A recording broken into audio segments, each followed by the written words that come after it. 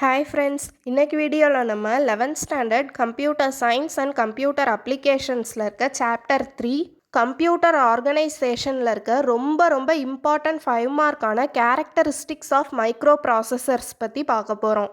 வீடியோக்குள்ளே போகிறதுக்கு முன்னாடி என்னோட சேனலை இன்னும் சப்ஸ்கிரைப் பண்ணாமல் பார்த்துட்டு இருந்தீங்கன்னா சப்ஸ்கிரைப் பண்ணி பக்கத்தில் இருக்க பெல் பட்டனை ப்ரெஸ் பண்ணிக்கோங்க. வாங்க இப்போ வீடியோக்குள்ளே போகலாம்.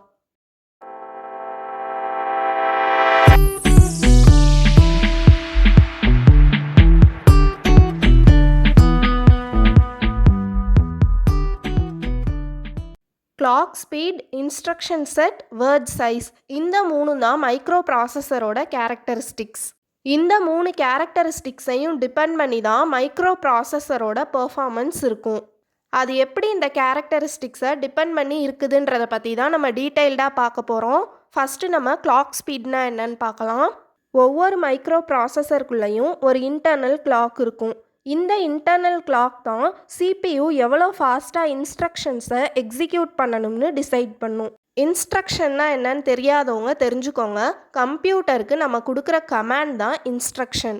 கம்ப்யூட்டர் அந்த கமாண்டை நம்மக்கிட்ட இருந்து ரிசீவ் பண்ணிவிட்டு எக்ஸிக்யூட் பண்ணும். எக்ஸிக்யூட் பண்ணுறதுனா செயல்படுத்துறது. 5 + 2ஓட ஆன்சர் 7ன்னு கேல்குலேட் பண்ணுதில்ல, அதுக்கு பேர் தான் எக்ஸிக்யூட் பண்ணுறது. ஒரு குறிப்பிட்ட ஸ்பீடில் மைக்ரோ ப்ராசஸர் அந்த இன்ஸ்ட்ரக்ஷன்ஸ் எல்லாம் எக்ஸிக்யூட் பண்ணுதில்ல, அந்த ஸ்பீடு தான் கிளாக் ஸ்பீடு. கார், பைக்கெல்லாம் எவ்வளோ ஸ்பீடில் போகுதுன்றத கிலோமீட்டரில் மெஷர் பண்ணுவாங்கல்ல, அதே மாதிரி தான் இந்த கிளாக் ஸ்பீடை மெகாஹெர்ட்ஸ், ஜிகாஹெர்ட்ஸில் மெஷர் பண்ணுவாங்க. 1000 மெகாஹெர்ட்ஸ் சேர்ந்தது தான் 1 ஜிகாஹெர்ட்ஸ். உங்கள் எல்லாருக்குமே தெரியும், மெகாஹெர்ட்ஸை விட ஜிகாஹெர்ட்ஸ் தான் ஸ்பீடு அதிகமாக இருக்கும். இன்னும் உங்களுக்கு நல்லா புரிகிற மாதிரி ஒரு எக்ஸாம்பிள் சொல்கிறேன். 2 ஸ்டூடெண்ட்ஸ் டெஸ்ட் எழுதுறாங்கன்னு வச்சுக்கோங்க. அதில் ஒரு ஸ்டூடெண்ட் நேம் மெகாஹெர்ட்ஸ், இன்னொரு ஸ்டூடெண்ட் நேம் ஜிகாஹெர்ட்ஸ். 2 பேருக்குமே சேம் கொஷின் தான். பட் மெகாஹெர்ட்ஸுன்றவன் டெஸ்ட்டை ரொம்ப ஸ்லோவாக எழுதுகிறான், ஜிகாஹெர்ட்ஸ் ஃபாஸ்ட்டாக எழுதுகிறான். அப்போ இந்த 2 பேரில் யார் கொடுத்த வேலையை ஃபாஸ்ட்டாக முடிப்பாங்க? ஜிகாஹெர்ட்ஸ் தான். ஸோ ஜிகாஹெர்ட்ஸுன்றது ஹை கிளாக் ஸ்பீட் சிபியு. மெகாஹெர்ட்ஸோட கம்பேர் பண்ணும்போது ஜிகாஹெர்ட்ஸ் ஃபாஸ்ட்டாக இன்ஸ்ட்ரக்ஷன்ஸை எக்ஸிக்யூட் பண்ணும். ஸோ இப்போ உங்களுக்கு ஒரு ஐடியா கிடைக்குதா எப்படி மைக்ரோ ப்ராசஸரோட பெர்ஃபார்மன்ஸ் கிளாக் ஸ்பீடை டிபெண்ட் பண்ணி இருக்குன்னு? கிளாக் ஸ்பீட் ஃபாஸ்ட்டாக இருந்துச்சுன்னா மைக்ரோ ப்ராசஸர் அந்த ஒர்க்கை சீக்கிரமாக கம்ப்ளீட் பண்ணிடும், அதாவது சீக்கிரமாக ப்ராசஸ் பண்ணிடும். பட் இதுவே கிளாக் ஸ்பீட் கம்மியாக இருந்துச்சுன்னா அந்த ஒர்க்கை கம்ப்ளீட் பண்ணுறதுக்கு கொஞ்சம் டைம் எடுக்கும். நெக்ஸ்ட்டு நம்ம இன்ஸ்ட்ரக்ஷன் செட்னா என்னன்னு பார்க்கலாம். இன்ஸ்ட்ரக்ஷன்னா நம்ம ஆல்ரெடி பார்த்தோம். கம்ப்யூட்டருக்கு நம்ம கொடுக்குற கமாண்ட் தான் இன்ஸ்ட்ரக்ஷன். இந்த இடத்துல basic set of machine level instructions அப்படின்னு சொல்லியிருக்காங்க. மெஷின் லெவல் இன்ஸ்ட்ரக்ஷன்ஸ் அப்படின்னா என்னன்னா, கம்ப்யூட்டரால் டைரெக்டாக புரிஞ்சுக்கிற லாங்குவேஜில் இருக்க இன்ஸ்ட்ரக்ஷன்ஸ். கம்ப்யூட்டரால் ஹியூமன் லாங்குவேஜை அண்டர்ஸ்டாண்ட் பண்ணிக்க முடியாது, அதால் 0s and 1s மட்டும்தான் அண்டர்ஸ்டாண்ட் பண்ணிக்க முடியும். இந்த 0s and 1s தான் மெஷின் லாங்குவேஜ் அப்படின்னு சொல்கிறாங்க.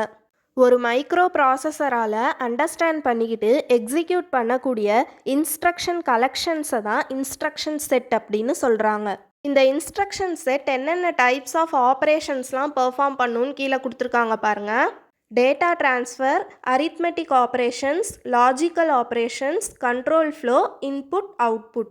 டேட்டா ட்ரான்ஸ்ஃபர் அப்படின்னா என்னென்னா, டேட்டாவை ஒரு இடத்துலேருந்து இன்னொரு இடத்துக்கு மூவ் பண்ணுறது. ஃபார் எக்ஸாம்பிள், ரேம்லேருந்து சிபியுக்கு டேட்டா மூவ் ஆகுறது. ரேம்னா என்ன? Temporary storage. நம்ம சிஸ்டம் ஆனில் இருக்கும்போது ஸ்க்ரீனில் தெரிகிற எல்லாமே டெம்ப்ரவரியாக ரேமில் ஸ்டோர் ஆகும். ஃபார் எக்ஸாம்பிள், நீங்கள் சிஸ்டமில் கேல்குலேட்டர் யூஸ் பண்ணுறீங்கன்னு வச்சுக்கோங்க. அந்த கேல்குலேட்டரை நீங்கள் ஓப்பன் பண்ணதும் அதில் இருக்க நம்பர்ஸ் எல்லாமே ரேமில் ஸ்டோர் ஆகியிருக்கும். கேல்குலேட்டரில் 2 நம்பர்ஸை நீங்கள் ஆட் பண்ண போகிறீங்கன்னு வச்சுக்கோங்க. அதை ஆட் பண்ணுறதுக்காக சிபியு என்ன பண்ணுன்னா, ரேம்லேருந்து அந்த நம்பர்ஸை எடுக்கும். ஸோ இங்கே என்ன நடக்குது? ரேமில் இருக்க டேட்டா சிபியுக்கு மூவ் ஆகுது. தென் சிபியு என்ன பண்ணும்? அந்த 2 நம்பர்ஸை ஆட் பண்ணி ரிசல்ட் கொடுக்கும். நமக்கு ப்ராப்பரான ரிசல்ட் வேணும்னா அந்த இடத்துல டேட்டா மூவ்மெண்ட் கண்டிப்பாக இருக்கணும். இதை தான் டேட்டா ட்ரான்ஸ்ஃபர் அப்படின்னு சொல்லியிருக்காங்க. Next arithmetic operations. அரித்மெட்டிக் ஆப்ரேஷன்ஸ்னால் அடிஷன், சப்ட்ராக்ஷன், மல்டிப்ளிகேஷன், டிவிஷன், இந்த மாதிரி கேல்குலேஷன்ஸ் எல்லாத்தையுமே இன்ஸ்ட்ரக்ஷன் செட் தான் கேரி பண்ணும். அடுத்து லாஜிக்கல் ஆப்ரேஷன்ஸ். நீங்கள் இந்த லாஜிக்கல் ஆப்ரேஷன்ஸ் பற்றி 9th சாப்டரில் பைனரி ஆப்ரேட்டர்ஸ் அப்படின்ற டாப்பிக்கில் டீட்டெயில்டாக படிப்பீங்க. லாஜிக்கல் ஆப்ரேஷன்ஸ்னால் என்னன்னு நான் சிம்பிளாக ஒரே ஒரு எக்ஸாம்பிள் மட்டும் சொல்கிறேன். இது நான் நேற்று சொன்னது தான், இருந்தாலும் உங்களுக்கு திரும்ப இப்போ புரியணுன்றதுக்காக சொல்கிறேன். நீங்கள் யூசர் நேம் பாஸ்வேர்ட் கரெக்டாக என்டர் பண்ணிங்கன்னா லாகின் பண்ணுறதுக்கு அலோவ் பண்ணும். சப்போஸ் பாஸ்வேர்டு தப்பாக இருந்துச்சுன்னா டினை பண்ணிடும். இதுதான் லாஜிக்கல் ஆப்ரேஷன்ஸ். நெக்ஸ்ட்டு நம்ம பார்க்க போகிறது கண்ட்ரோல் ஃப்ளோ. ஒரு ப்ரோக்ராம் இருக்குன்னா அதுக்குன்னு ஒரு சில கண்டிஷன்ஸ்லாம் இருக்கும்.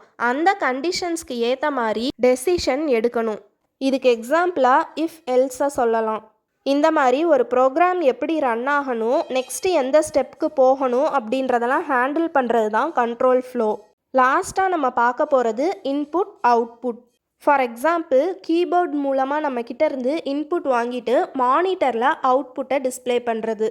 இந்த மாதிரி டிஃப்ரெண்ட் டைப்ஸ் ஆஃப் ஆப்ரேஷன்ஸை பண்ண வைக்கிறது இன்ஸ்ட்ரக்ஷன் செட் தான். நெக்ஸ்ட்டு நம்ம வேர்ட் சைஸ்னால் என்னன்னு பார்க்கலாம். ப்ராசஸரால் ஒரு டைமில் எவ்வளோ பிட்ஸை ப்ராசஸ் பண்ண முடியுது அப்படின்றது தான் வேர்ட் சைஸ். அதாவது எவ்வளோ டேட்டாவை ஹேண்டில் பண்ண முடியுது அப்படின்றது தான் வேர்ட் சைஸ். உங்களுக்கு பிட்ஸ்னால் என்னன்னு தெரியும். பைனரி டிஜிட்ஸ், அதாவது ஜீரோஸ் அண்ட் ஒன்ஸ். இந்த நம்பரை பாருங்கள், 11001100. இதை கவுண்ட் பண்ணி பார்த்தீங்கன்னா டோட்டலாக 8 டிஜிட்ஸ் இருக்கும். இதை 8 பிட்ஸ் அப்படின்னு சொல்லணும். நெக்ஸ்ட் இந்த நம்பரை பாருங்கள், இதை கவுண்ட் பண்ணி பார்த்தீங்கன்னா டோட்டலாக 32 டிஜிட்ஸ் இருக்கும். இதை 32 பிட்ஸ் அப்படின்னு சொல்லணும். அடுத்து இதை பாருங்கள், இதில் டோட்டலாக 64 டிஜிட்ஸ் இருக்கும். அப்போனா இது 64 பிட்ஸ். இப்போ நான் வேர்ட் சைஸ்க்கு ஒரு எக்ஸாம்பிள் கொடுக்குறேன். 2 ரோடு இருக்குன்னு இமேஜின் பண்ணிக்கோங்க. இதில் ரோடு தான் சிபியு, ரோடோட அகலம் தான் வேர்ட் சைஸ். ஃபஸ்ட்டு இருக்க ரோடோட அகலம் 32 பிட். அது வந்து நேரோவாக இருக்குது, அதாவது குறுகலாக இருக்குது. ரோடு குறுகலாக இருந்துச்சுன்னா அதில் கம்மியான வெஹிக்கிள்ஸ் தான் போக முடியும், ஃபாஸ்ட்டாகவும் போக முடியாது. அதே மாதிரி தான் ப்ராசஸர் ஒரு டைமில் 32 பிட்ஸை மட்டும் ப்ராசஸ் பண்ணுதுன்னா அதால் கம்மியான டேட்டாவை மட்டும்தான் ப்ராசஸ் பண்ண முடியும்னு அர்த்தம். 64 பிட்டோட கம்பேர் பண்ணும்போது 32 பிட் கம்மி தான். ஸோ 64 பிட்டில் ப்ராசஸ் பண்ணக்கூடிய டேட்டாவை விட 32 பிட்டில் கம்மியான டேட்டாவை தான் ப்ராசஸ் பண்ணும். ப்ராசஸ் பண்ணக்கூடிய ஸ்பீடும் கம்மியாக இருக்கும். பட் இதுவே அந்த இன்னொரு ரோடு பார்த்தீங்கன்னா 64 பிட் அகலமாக இருக்கும். ரோடு அகலமாக இருந்தால் என்ன நடக்கும், அதில் நிறையா வெஹிக்கிள்ஸ் போக முடியும், அதே நேரத்தில் ஃபாஸ்ட்டாகவும் போக முடியும். அப்போது ப்ராசஸர் ஒரு டைமில் 64 பிட்ஸை ப்ராசஸ் பண்ணுதுன்னா அதால் நிறையா டேட்டாவை ப்ராசஸ் பண்ண முடியும்னு அர்த்தம். அதாவது 32 பிட் ப்ராசஸரை விட 64 பிட் ப்ராசஸர் அதிகமான டேட்டாவை ப்ராசஸ் பண்ணுது. 32 பிட் ப்ராசஸரை கம்பேர் பண்ணும்போது 64 பிட் ப்ராசஸர் ஃபாஸ்ட்டாகவும் இருக்கும். நீங்கள் லேப்டாப் எதுவும் வச்சுருந்தீங்கன்னா அதில் செக் பண்ணி பாருங்கள், 32 பிட் ப்ராசஸரா இல்லை 64 பிட்டான்னு. Word size determines the amount of RAM that can be accessed by a microprocessor. இந்த இடத்துல என்ன சொல்கிறாங்கன்னா, CPU எவ்வளோ ரேம் யூஸ் பண்ண முடியும்னு வேர்ட் சைஸ் தான் டிசைட் பண்ணும். For example word size 32 bit. இந்த இடத்துல 32 பிட்டுன்றது தான் சிபியூவோட கெப்பாசிட்டி. நீங்கள் கேள்விப்பட்டிருப்பீங்கள்ல 32 பிட் ப்ராசஸர், 64 பிட் ப்ராசஸர் அப்படின்னு. 32 பிட் ப்ராசஸரால் மேக்ஸிமம் 4 GB ரேம் தான் ஆக்சஸ் பண்ண முடியும். பட் 64 பிட் ப்ராசஸரால் 6 ஜிபிலேருந்து 32 GB வரைக்கும் ரேம் ஆக்சஸ் பண்ண முடியும். இப்போது வர சிஸ்டம்ஸ் எல்லாமே 64 பிட் ப்ராசஸர் வச்சு தான் வருது. 32 பிட் ப்ராசஸர் விண்டோஸ் 11 சப்போர்ட் பண்ணாது. ஆஸ் அ சிஎஸ் ஸ்டூடெண்ட்டாக நீங்கள் இதெல்லாம் பேசிக்காக தெரிஞ்சு வச்சுக்கோங்க. இதோட இந்த வீடியோவை முடிச்சுக்கலாம். நான் ஸ்டார்டிங்லேயே சொன்ன மாதிரி இது ரொம்ப ரொம்ப இம்பார்ட்டன்ட் 5 மார்க் கொஷின். ஸோ இந்த கொஷினை நல்லா படிச்சுக்கோங்க. வீடியோவில் நான் அடிஷ்னல் இன்ஃபர்மேஷன்ஸையுமே ஷேர் பண்ணியிருக்கேன். வீடியோ பிடிச்சிருந்தா லைக் பண்ணி 11th படிக்கிற உங்கள் ஃப்ரெண்ட்ஸ் அண்ட் ஃபேமிலி மெம்பர்ஸ் யாராவது இருந்தாங்கன்னா அவங்களுக்கும் ஷேர் பண்ணுங்கள். தேங்க்ஸ் ஃபார் வாட்சிங்.